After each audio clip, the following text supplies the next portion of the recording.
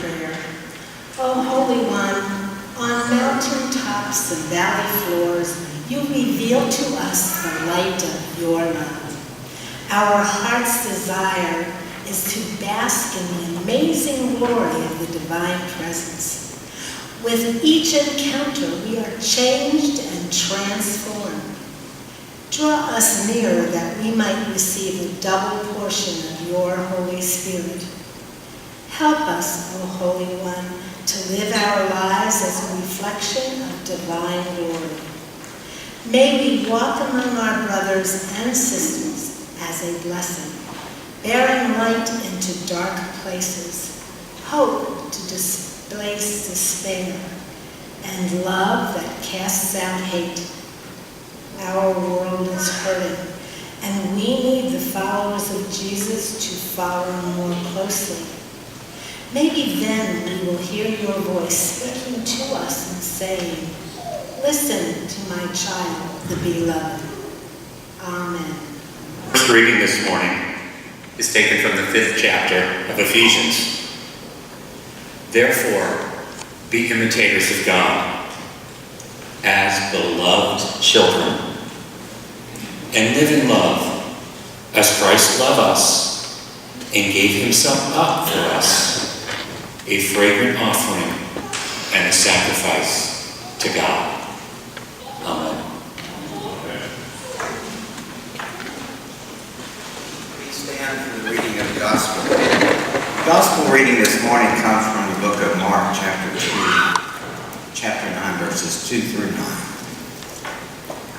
6 days later, Jesus took with him Peter, James, and John, and led them up a high mountain apart by themselves. And he was transfigured before them, and his clothes became dazzling white, such as no one on earth could bleach them. And there appeared to them Elijah and Moses, who were talking with Jesus. Then Peter said to Jesus, "Rabbi, it is good for us to be here. Let us make 3 dwellings, one for you, one for Moses, and one for Elijah." He didn't know what to say, for they were terrified. Then a cloud overshadowed them, and from the cloud there came a voice, "This is my Son, the beloved. Listen to him." Suddenly, when they looked around, they saw no one with them, but only Jesus. And as they were coming down the mountain, Jesus ordered them to tell no one about what they had seen until after the Son of Man had risen from the dead. This is the word of God for the people of God. Thanks be to God. Please be seated.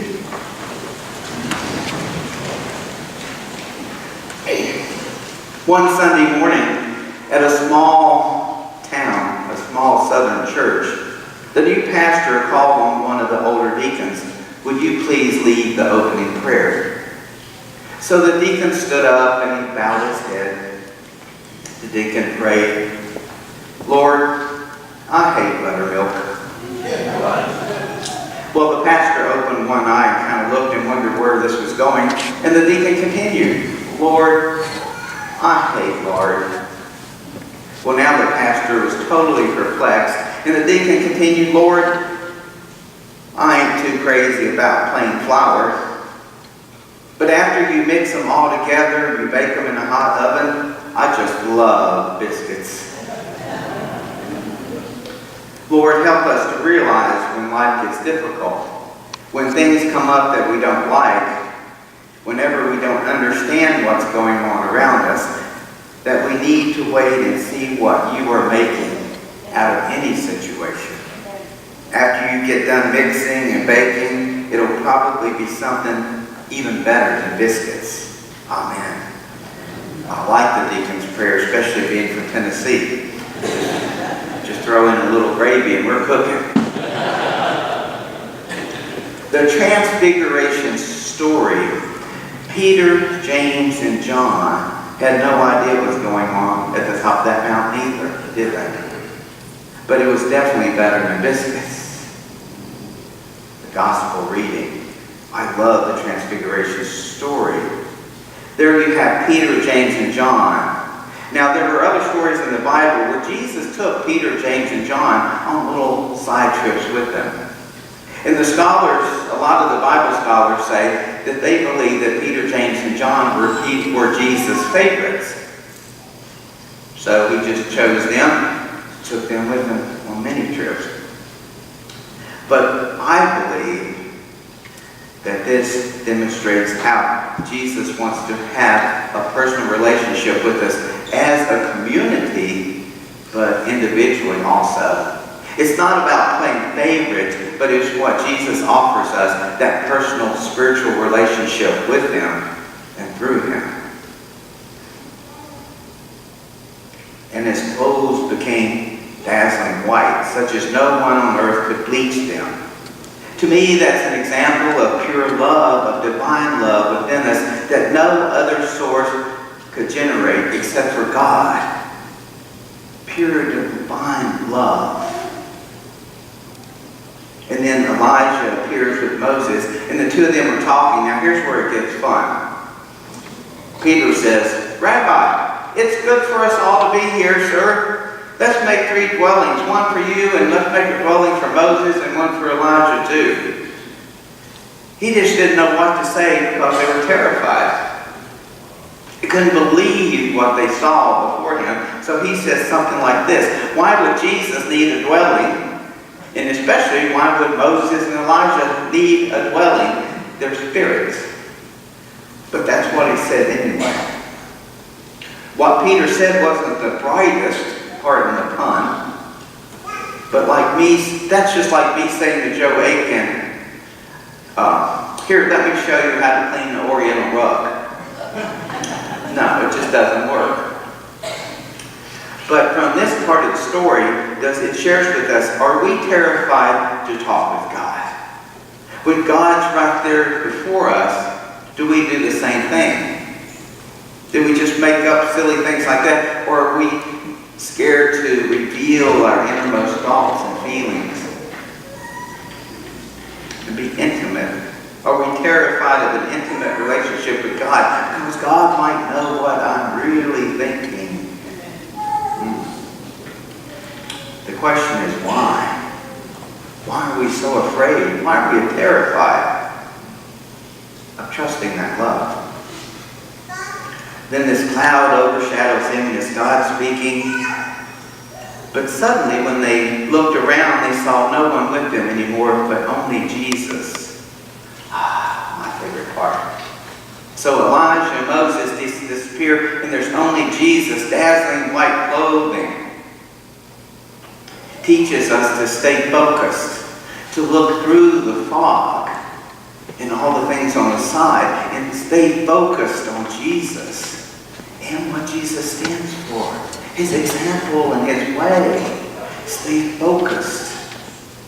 Now, the Luke version of the Transfiguration story shares with us that the disciples, the 3 guys, were very sleepy. They were weighed down with sleep. This version in Mark doesn't share that.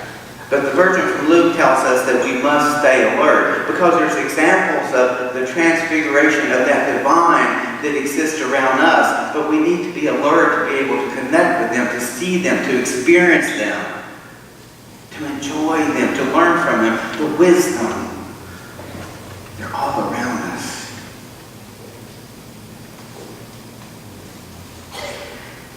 So beginning this week, the Transfiguration story about seeing, about light, and about focus. What a wonderful week. I've been looking forward to it so much. We even planned the right color of flowers that go on the altar and all. But Wednesday, a different plan occurred. No, it was Tuesday. Your pastor got pink eye. I said, God, how ironic is this? The message this week is about seeing clearly. I can't see hardly anything at all. That's one reason I'm reading like this today. Everything's fuzzy. But I went to the doctor, and the doctor gave me medication. It takes a few days. Now that's one reason I won't be at the door to greet people or in the social hall because it's very contagious. But not from here, it's just hand-to-hand contact. But I'll miss that today a lot. Because I love those Sundays and those hugs and those greetings. So next week I get 2 to track from each person. It's going to be a while. transfiguration, enlightenment, understanding, wisdom, connection with God, adoration of the divine. And often, it's just right in front of us. Now, I said this sang this last Transfiguration Sunday, but I can't just help it. It's my favorite. Ready, choir? I can see clearly now, the rain is gone. I can see all popsicles in my way. That's what I thought when I was growing up that word was. But it's obstacles, not popsicles. Maybe we need to think about what we talk about with God. That's just as silly as what Peter was doing when Peter said, let's build a dwelling for each of you. Then there's Jesus alone. Imagine spending time with Jesus on a mountaintop alone. Sharing that experience with your two disciples, with your kinfolk. What a grand experience. To experience the divine that way.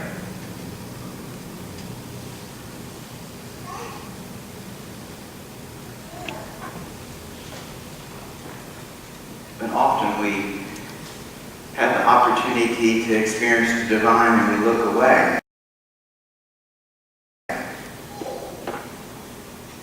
We get to experience, or we have the opportunity to experience the divine in one another every day. And then it's how our society, or many of our society, treat the homeless.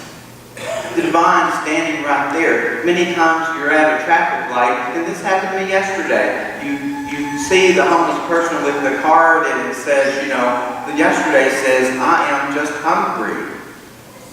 And he's asking for donations and walking through the traffic of Oakland Park Boulevard.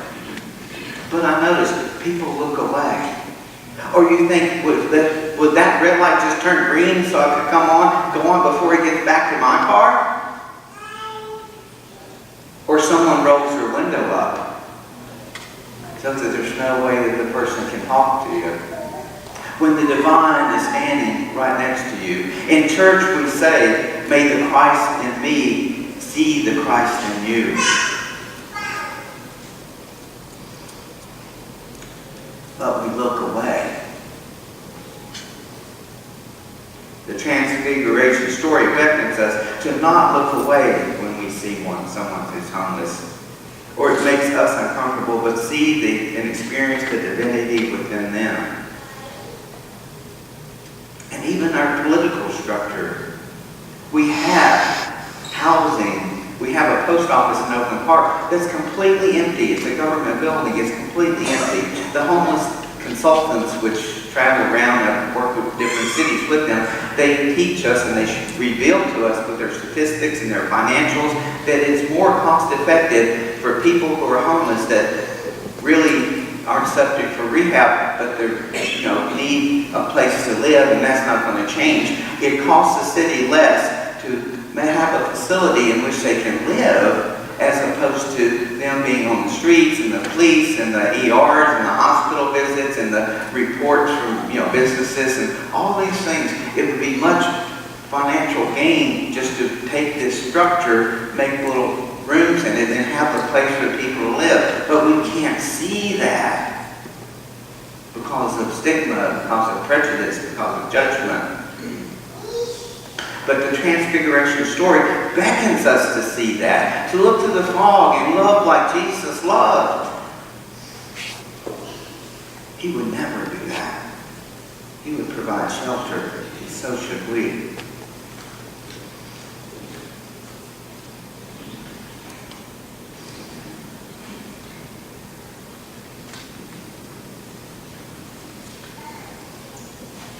We take this book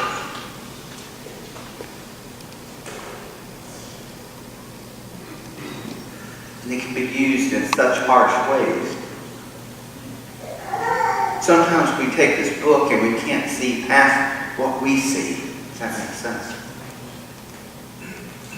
This week, Edric who has preached here, is young African-American male. He's about 28. So he shared with me yesterday that he had been working with a young man who had come out as being LGBT to his parents, and his parents weren't accepting of that, to say the least. We don't have a son. You don't belong here. Edric had been trying to help him on his journey.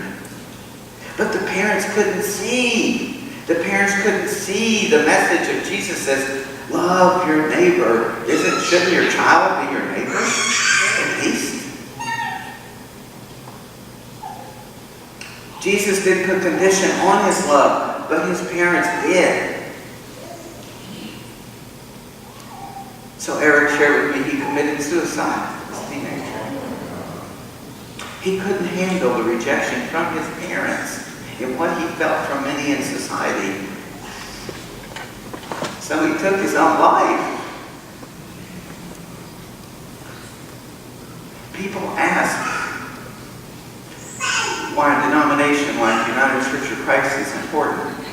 It's important because, as you see in our mission statement, all are welcome here. All are welcome. We don't put conditions on who we love. Jesus didn't. I prayed for the family. First, there's anger. How could you do this to your son? But I know that young man is resting in God's arms. Now feel for the parents. I'm sure there's what ifs.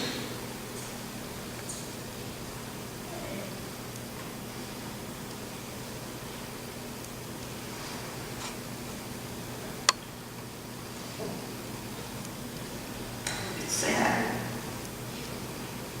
when we miss the message of Transfiguration, seeing the Christ. Seeing the love in one another. In honor of Black History Month, there's an author named Elizabeth Alexander. She wrote a poem called Praise Song for the Day. Each day we go about our business, walking past each other, catching each other's eyes or not, about to speak or speaking. All about us is noise, and all about us is noise and bramble, thorn and din, each one of our ancestors on our tongue. Someone is stitching up a hem, darning a hole in the uniform, patching a tire, repairing the things in need of repair. Someone is trying to make music somewhere with a pair of wooden spoons on an oil drum, with the cello, boombox, harmonica, or voice. A woman and her son wait for the bus. A farmer considers the changing sky, and a teacher says, take out your pencils and begin. We encounter each other's words. Words spiny and smooth, whispered and declaimed. Words to consider, reconsider. And we cross dirt roads and highways that mark the will of someone, and then others who said, I need to see what's on the other side. I know there's something better down the road. We need to find a place where we are safe. We walk into that which we cannot yet see. Say it plain that many have died for this day. Sing the names of the dead who brought us here, who laid the train tracks, raised the bridges, picked the cotton and the lettuce, built brick by brick the glittering edifices they would keep them clean and work inside of. Praise song for struggle, praise song for the day, praise song for every hand-lettered sign, the figuring out of kitchen tables. Some live by love thy neighbor, pass thyself. Others by first did no harm or take no more than you need. What if the mightiest word is love? Love beyond maritable, national, love that casts a widening pool of light. Love with no need to preempt grievance. In today's sharp sparkle, this winter air, anything can be made, any sentence begun. brink of the brenham on the cusp, a praise song for walking forward into the light. Beautiful.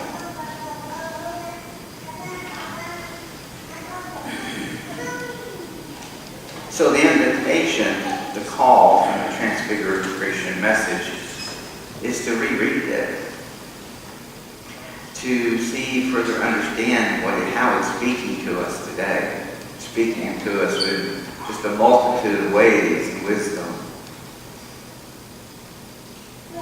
When I was growing up too, we always sang the country song, I saw the light, remember? So it's time to see the light even clearer. Amen.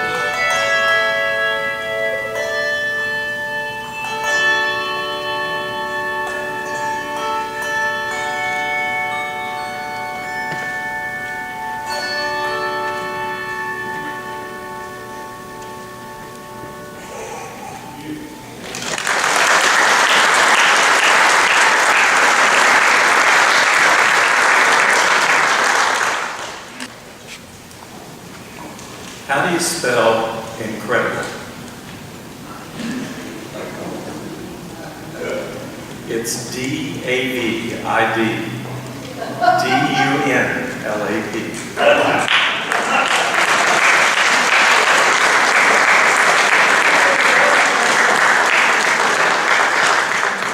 Exactly 5 years ago, Joe had reached out, I believe, to David and asked him if he would be our new choir director. And he wasn't really sure that he really wanted to do that. And then he learned that Pastor Garth had come on board. And he, as God is still speaking, had a relationship with Garth in a professional meeting. And they joined a team together with Joe, Mark Taylor, myself, Garth, and David. And he has built the most incredible choir.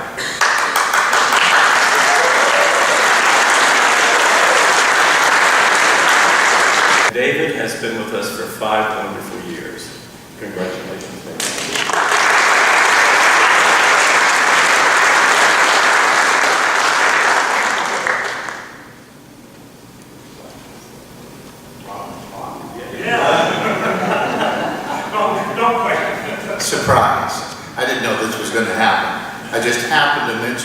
this morning, and after Pastor Patrick's presentation last week, his being here 3 years, I thought that is fantastic. That got me thinking this week.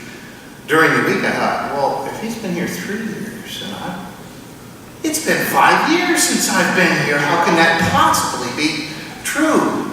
And here we are. But we keep pushing forward, and it's the work of the Spirit, I believe, in this place. The Spirit does move here. And I'm sorry, I just want to be a part of that whole movement. Thanks for being supportive.